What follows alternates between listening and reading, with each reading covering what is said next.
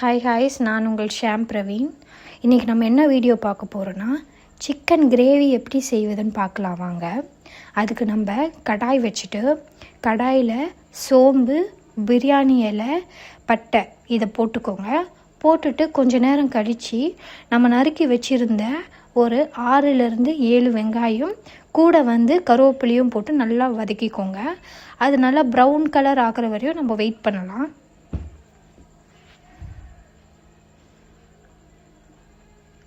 தேவையான அளவு நீங்கள் எவ்வளோ உப்பு வேணுமோ அதுக்கேற்ற மாரி உப்பு போட்டு நல்லா கிண்டி விட்டுக்கோங்க. இந்த நேரம் ஆகிற வரையும் வெயிட் பண்ணிவிட்டு, கூட நம்ம ஆல்ரெடி அரைச்சி வச்சுருந்த இஞ்சி பூண்டு பேஸ்ட்டையும் அதில் போட்டு நல்லா கிண்டி விட்டுக்கோங்க. கிண்டி விட்டுட்ட பிறகு கூடியும் தக்காளியை நம்ம ஆல்ரெடி கட் பண்ணி வச்சுருந்த ஒரு 6-7 தக்காளியை அதில் போட்டுக்கோங்க. அதுவுமே நல்லா வதங்குற வரையும் நம்ம கொஞ்ச நேரம் வெயிட் பண்ணலாம். வெயிட் பண்ண பிறகு நம்ம ஆல்ரெடி கழுவி வச்சுருந்த சிக்கனையும் அதில் போட்டுக்கலாம்.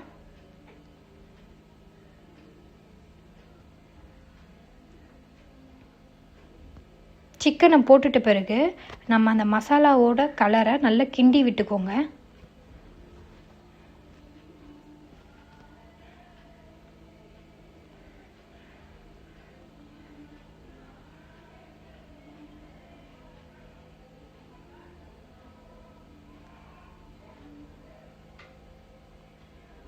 இந்த அளவு ஆகிற வரை கிண்டி விட்டுட்டு, நம்ம ஆல்ரெடி எடுத்து வச்சுருந்த மஞ்சத்தூளும் தனியாத்தூளும் அதில் போட்டு நல்லா அகைன் கிண்டி விட்டுக்கோங்க.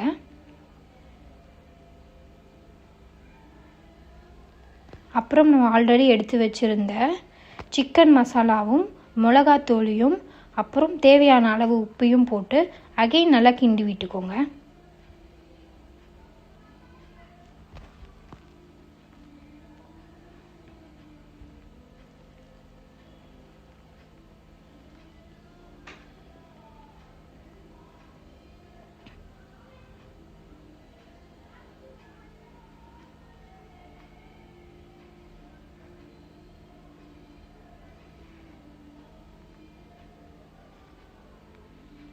இப்போது நம்மளுக்கு எவ்வளோ தேவையான அளவு தண்ணி வேணுமோ அதுக்கேற்ற மாதிரி நம்ம ஊற்றிக்கலாம்.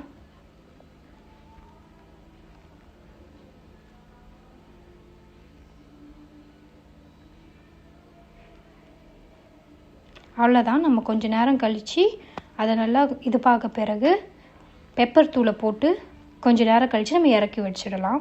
அவ்வளோதான். நல்லா சூடான சுவையான சிக்கன் கிரேவி இப்போ ரெடி ஆகிடுச்சு.